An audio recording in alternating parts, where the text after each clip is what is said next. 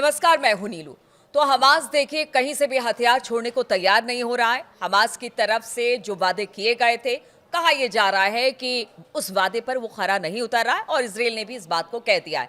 अब अमेरिका की तरफ से एक बयान आया है जिसमें कहा गया है कि अगर हमें हमास को खत्म करना होगा तो बाकी देशों का सहयोग। अब ये बाकी देश कौन है और किस तरह का सहयोग अमेरिका मांग रहा है, आज बातचीत इसी पर होगी। क्योंकि देखिए ये जो आज की बातचीत है वो बहुत महत्वपूर्ण है और ध्यान से सुनिएगा कि क्या कुछ किस देश की क्या भूमिका इस पूरे मामले को लेकर है। मयंक मेरे साथ बातचीत करने के लिए है। मयंक, बात ये हो रही है कि अगर हमास हथियार नहीं छोड़ता है, ट्रंप पहले भी कह चुके हैं, तब हमें कुछ ऐसा करना होगा हमास को खत्म करने के लिए, चाहे खूनी संघर्ष में क्यों ना तब्दील हो जाए। अब इसमें कुछ देश और शामिल होने की बात ट्रंप ने कही है। कौन है ये देश और क्या इसको लेकर खबर आ रही है? देखिए, मैं सीधा स्ट्रेट टू द पॉइंट आता हूं। जो डोनाल्ड ट्रंप का कल स्टेटमेंट आया है, आप इसको समझने की कोशिश करिए और उसके बाद सवाल ये निकल रहा है, क्या सऊदी अरब हमास के खिलाफ जंग करने जा रहा है? इस बात को नोट करिए। मैं रिपीट करता हूं, क्या सऊदी अरब ने अमेरिका के साथ मिलकर इस तरह का कोई प्लान बनाया है कि अपनी फोर्सेस गजा में भेजी जाए और हमास के खिलाफ जंग की जाए? ये बहुत बड़ी खबर आ रही है। और देखिए इसकी वजह क्या है, ये सवाल क्यों पूछा जा रहा है सोशल मीडिया में? इसकी वजह है डोनाल्ड ट्रंप का एक बयान। आपको पहले इस बयान को समझना पड़ेगा, डोनाल्ड ट्रंप क्या कह रहे हैं। देखिए, डोनाल्ड ट्रंप ने कहा, numerous of our now great allies in the Middle East and areas surrounding the Middle East have explicitly and strongly with great enthusiasm informed me that they would welcome the opportunity at my request to go into Gaza with a heavy force and straighten out Hamas. Donald Trump का बयान यह है उनका social media truth पर कि middle east के मेरे कई सहयोगियों ने मुझे ये ऑफर किया है कि अगर आप चाहेंगे तो हम अपनी देश की सेना गजा में भेजने के लिए तैयार हैं। ऑफर किया है जो हमास को सीधा कर देंगी, हमास को झुका देंगी, हमास के खिलाफ जंग करेंगी। अब ये मिडिल ईस्ट के कौन से देश है जो एक्सपर्ट्स मान के चल रहे हैं कि इशारा डोनाल्ड ट्रंप का शायद सऊदी और यूएई की तरफ था। उन्होंने नाम नहीं लिया, लेकिन क्या सऊदी और यूएई, देखिए इस बात को समझिए कि ये बात जब ये डील हो रही थी तभी ये बात साफ थी। इस बारे में कोई चर्चा नहीं हो पाई, कि कोई सहमति नहीं बन पाई कि हमास हथियार छोड़ेगा नहीं छोड़ेगा। और इसी को लेके अब बड़ी जंग छिड़ी हुई है इजराइल में, गजा में। आपने देखा किस तरह से जो इजराइल पर आरोप लगे कि इजराइल ने जो है सीज फायर तोड़ा, बड़े हमले किए जिसमें 70 से ज्यादा गजा के फिलिस्तीनियों की गजा में मौत हुई है। अब आप सोचिए, जब ये प्लान तैयार हुआ, जब ये पीस डील तैयार हुई, तो अमेरिका ने कुछ तो प्लान किया होगा कि भाई अगर हमास सरेंडर नहीं करेगा हथियार, उस सूरत हाल में क्या करना है। हाँ। तो कोई ना कोई बैकअप प्लान तो अमेरिका का होगा। अब देखिए, डोनाल्ड ट्रंप अक्सर अपने बयान दे जाते हैं और वो बयान के मायने फिर क्या निकाले जाते हैं वो आपको समझना पड़ेगा। बिल्कुल। डोनाल्ड ट्रंप ये कह रहे हैं कि मिडिल ईस्ट के मेरे सहयोगियों ने मुझे वादा किया है कि भाई अगर आप रिक्वेस्ट करेंगे तो हम अपनी फोर्स गाजा भेज देंगे और वो हमास को जो है वहां से धकेल देंगी पीछे और उनको वहां से साफ कर देंगी। तो बड़ी ऑब्वियस सी बात है, जो ये अंदाजा लगाया जा रहा है कि ये क्या सऊदी और यूएई जो हैं वो अब हमास के खिलाफ जंग को तैयार हैं।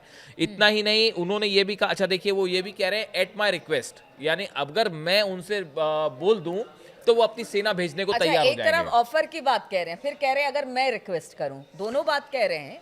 तो हाँ, दोनों बात कह रहे हैं। और उसके साथ ये भी कह रहे हैं कि भाई अगर हमास ने हथियार नहीं छोड़े तो आप देख लीजिए फिर मिडिल ईस्ट की ये कंट्रीज जो हैं, अरब कंट्रीज, वो हमले को तैयार हैं। यानी यहाँ पे ये एक नया सिनेरियो निकल के सामने आ रहा है। डोनाल्ड ट्रंप ये भी साफ कर रहे हैं कि अमेरिका की फोर्सेस गजा नहीं जाएंगी। अमेरिकी सैनिक जो है वो गजा में जाके जंग करने को तैयार नहीं है। वो शायद उसकी बड़ी वजह यह है कि पिछली बार इराक जो वॉर हुआ था और अफगानिस्तान में भी वहां इतनी बड़े संख्या में अमेरिकन सोल्जर्स की कैजुअलिटी हुई, अमेरिकन सोल्जर्स मारे गए, घायल हुए। उसके बाद अमेरिका में बड़ा गुस्सा था इस बात को लेकर कि आप दूसरे देश की जंग में अपने सैनिकों को भेजते हैं और वहां पे जाके वो मारे जाते हैं। तो उसके बाद से ये पॉलिसी शिफ्ट हुई बहुत ज्यादा कि अमेरिका दूसरी कंट्रीज में जंग में अपने सैनिक नहीं भेज रहा है, लेकिन जंग में किसके सैनिक भेजने के लिए तैयार है? सऊदी के, यूएई के और इंडोनेशिया के। तो राष्ट्रपति ने ऑफर भी किया है कि ये बताइए कि अगर उन दोनों का साथ, यूएई और सऊदी का साथ मिलता है, तो मिडिल ईस्ट में किस तरह के भयंकर हालात जंग, इसके बाद? भयंकर इसके जंग। बाद किस अगर तरह के हालात? अगर इस तरह का कोई भी प्लान है, देखिए एक बात तो साफ है, हमास हथियार नहीं छोड़ने वाला, जो हम समझ पा रहे हैं, जो बहुत सारे एक्सपर्ट समझ पा रहे हैं, क्योंकि वो कॉन्फिडेंस और विश्वास का लेवल ही नहीं है इसराइल के बीच में। जब आप आर्म्स छोड़ते हैं, ये बड़ा एक्ट होगा, एक बड़ी घटना होगी, उसके लिए आपको जो है एक बड़े स्तर पर डीप डिटेल डिस्कशन के साथ डील चाहिए, जो पुतिन कह रहे थे पहले दिन से, जो हमास भी कह रहा था, पुतिन भी कह रहे थे मतलब इस ये चीज पूरी की को। पूरी शांति डील जो होती है हवा हवाई। ईरान की तरफ से भी ये बात कही हाँ। गई, विदेश मंत्रालय की तरफ से ईरान की बात कही गई कि पहले हर मुद्दे पे अच्छे से चर्चा करिए, उसके बाद डील करिए, ताकि डील टिकाऊ हो। अब जब हर मुद्दे पे चर्चा ही नहीं हुई, सेकंड फेज पे कोई चर्चा ही नहीं है कि हथियार छोड़ना ही नहीं छोड़ना, एडमिनिस्ट्रेशन कैसे होगा, तो वहां जंग होनी तय थी, जो कि शुरू हो गई, और वो हमले हो रहे हैं। भले आपको ऐसा लगे कि एक दिन हमला होगा, फिर एक दिन सीज फायर, फिर एक दिन हमला, फिर एक सीज फायर, उसको सीज फायर हाँ, नहीं कहते। इस बीच में डोनाल्ड ट्रंप का ये कहना कि अरेबियन कंट्रीज की फोर्स वहां जाने की तैयारी है, ये बड़ा इशारा है। और अगर ऐसा कुछ होता है, पूरे मिडिल ईस्ट में भयंकर जंग छिड़ने वाली है उस सिचुएशन में। अब देखिए, इस पूरे इनके बयान के बाद, जो डोनाल्ड ट्रंप ने बयान दिया है, इसके बाद ईरान भयंकर गुस्से में। हमने कल आपको बताया, अली खामेनी साहब का जो बयान आया, उन्होंने सीधा सीधा रिजेक्ट कर दिया अमेरिका की डील, ट्रंप का ऑफर, बिल्कुल, हाँ। कि हम आपके साथ कोई न्यूक्लियर बातचीत नहीं करने वाले, भूल जाइए आप। हाँ।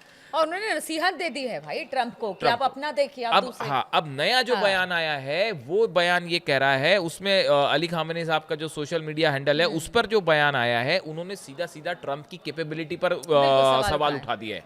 और ये इनका आज का नया बयान है, मैं कल की बात नहीं कर रहा हूँ। अली खामेनी साहब का नया बयान जो है, आप सोशल मीडिया पे जाके उनके चेक कर लीजिए, उस पे बयान है। देखिए, in a statement on X, Khamenei raised doubts over the US leader's capability, saying if he is capable, Trump should curb the resistance brewing against him in America.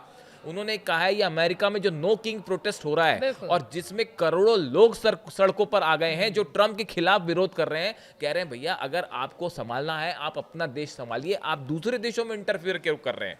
ये कहना है अली खामेनी साहब का। देखिए, उन्होंने कहा, According to the report, 7 million people are chanting slogans against the individual in different states across America. Individual का कहने का मतलब है ट्रंप।